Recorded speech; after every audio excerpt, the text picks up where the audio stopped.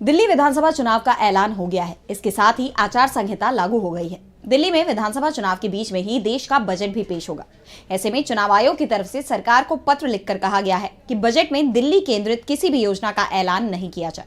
तो कब होगा दिल्ली में विधानसभा का चुनाव और कब आएंगे नतीजे, देखिए इस रिपोर्ट में।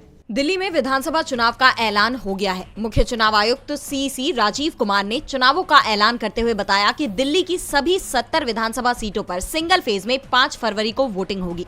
रिजल्ट 8 फरवरी को आएंगे। चुनाव का ऐलान होते ही दिल्ली में आचार संहिता लागू हो गई है। चुनाव आयोग ने केंद्र से कहा है कि वो दिल्ली केंद्रित योजनाओं का ऐलान नहीं करे।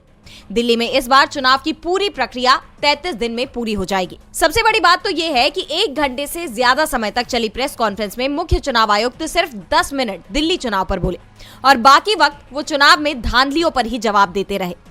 खासतौर पर ईवीएम, वोटर लिस्ट में गड़बड़ी, अल्पसंख्यकों के वोटर्स का लिस्ट में से नाम हटाने के आरोपों का ही जवाब चुनाव आयुक्त अपनी प्रेस कॉन्फ्रेंस में देते दिखाई दिए। इस दौरान सीसीटीवी फुटेज दिए जाने और वोटिंग प्रतिशत अचानक बढ़ने को लेकर जो दलील दी गई, उस पर जरूरी सवाल उठने लगे हैं। तो दूसरी तरफ चुनाव का ऐलान होने के बाद अब राजनीतिक गतिविधियां और तेज हो गई हैं। दिल्ली के सीएम आतिशी ने चुनाव का ऐलान होने के बाद मोदी सरकार पर बड़ा आरोप भी लगा दिया है। उन्होंने कहा कि वो अभी भी सीएम है, लेकिन चुनाव का ऐलान होने से 12 घंटे पहले केंद्र की भाजपा सरकार ने मेरे सरकारी आवास से मेरा सामान निकालकर फेंक दिया।